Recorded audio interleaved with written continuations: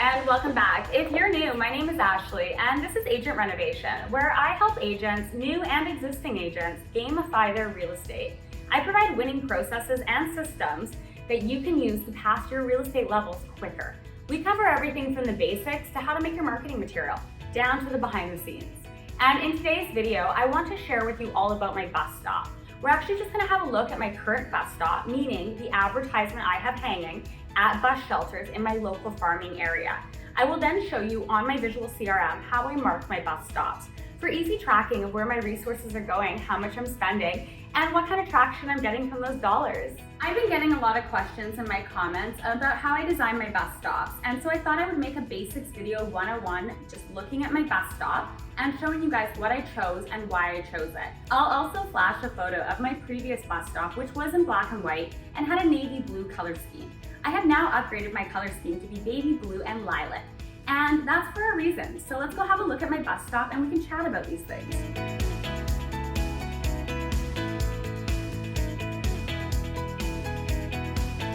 So this is my current bus stop advertising. This is the poster that I have hanging in all the local bus shelters that I currently lease. Yes, they're leases. When you purchase a bus stop, at least in our city, check with your city, you don't own your bus stops. You can rent them essentially. When it comes to purchasing your first bus stops, you want to be very strategic about this. You don't want to ever just go spend your resources. So please have a plan and make sure you've already isolated your farming area and where you're going to place that bus stop. When you do choose to go lease a bus stop, they're not always leased by the year. Some companies will not share this with you, so make sure you ask. Often the leasing companies will only mention the year-long contract. And in our case, year-long contracts for each stop is in and around $6,000, call it Canadian. And they work out to about $13 a day for us. Now we get a group buying discount because we have so many bus shelters. So another consideration when booking your bus shelters is how many can you afford to have or service for the year. Bus stops are always a great investment. If you think about it, say a bus stop is $5,000, $6,000 a year, but your average commission on a home is $30,000 in that area. How many homes do you need to sell before your bus stop pays for itself? Only one. So take that into consideration when you're planning and placing your bus stops. The alternative to leasing a bus shelter for a year is sometimes they do 8-week programs.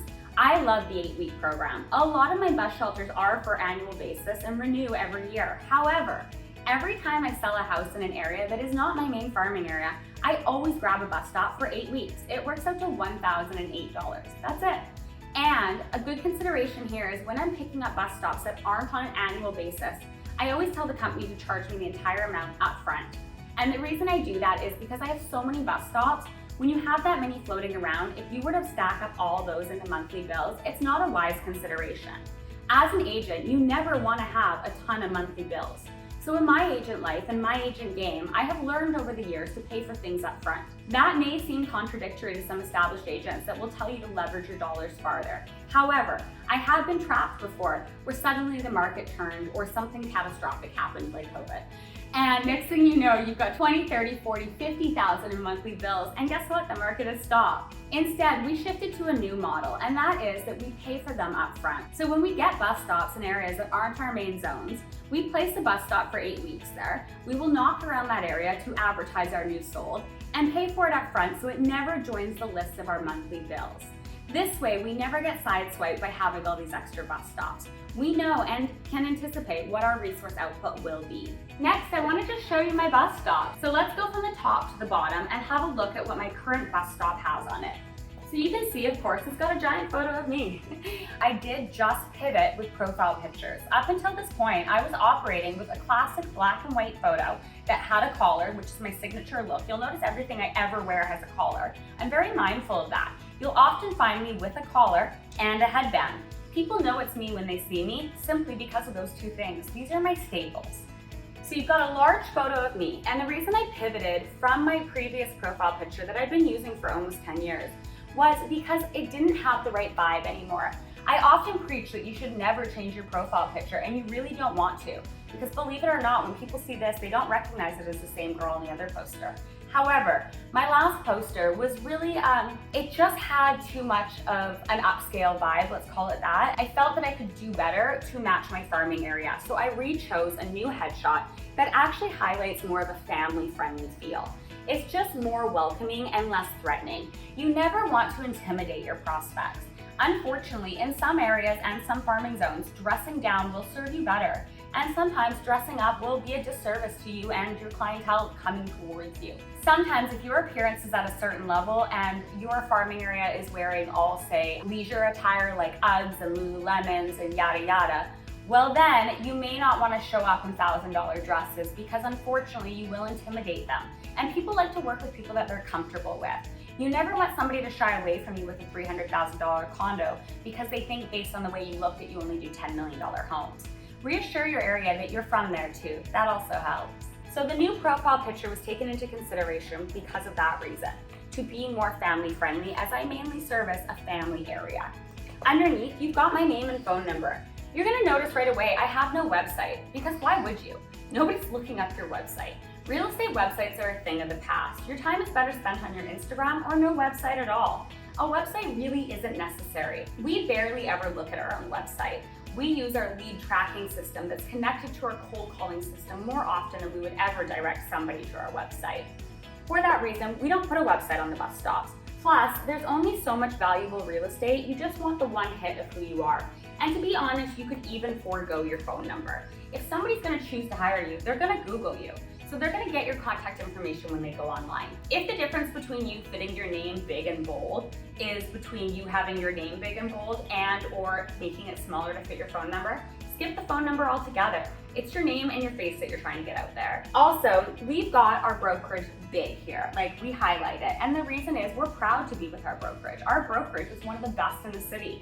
It is one of the most boutique and they sell the nicest homes. So we're proud to be with Angel Husband and we promote it. We used to be with a brokerage before that we didn't promote it. So if you're proud to be with your brokerage, promote it loud and proud and use your brokerage's success to leverage your own success. And if you're with a brokerage that you don't feel is adding value to you, it might be time to change. When we changed, our bills actually went significantly up with our new brokerage. However, we feel that based on their reputation and their outstanding performance in the communities, we knew that it was a good move. Lastly, we've got some social proof. Social proof is basically anything that you can share that tells other people that you're successful. There's two ways to do social proof properly. Number one is to put a number that references how successful you are. It could be top 10%, it could be top 1%, it could be most homes sold in the neighborhood. You pick based on your numbers. If you don't have any personal numbers as social proof, you could leverage your brokerage's numbers. Maybe your brokerage sells X amount of homes in the area, or maybe your brokerage holds the highest sales price in that area. And lastly, the major change we made was we moved away from a navy blue and a black and white photo to a colorful photo that features the lilac and the baby blue colors. This color is not quite baby blue and it's not quite lilac.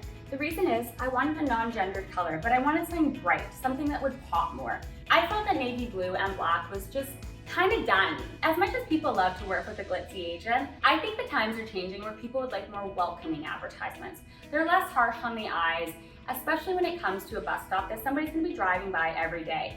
This is just easier on the eyes. It's not so in your face. And that might be a weird consideration because most people think, I want my bus stop right in their face.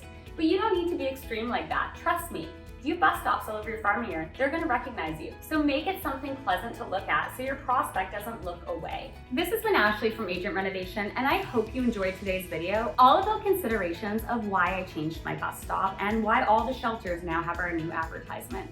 As always, if you enjoyed this video, hit the like button, the subscribe button, and leave me a comment. I'm always here to help. Also, if you haven't registered yet, get yourself enrolled in my master door knocking class where I can teach you through 72 videos how to become a master at farming your area and conquering that land. Have a great day. Bye.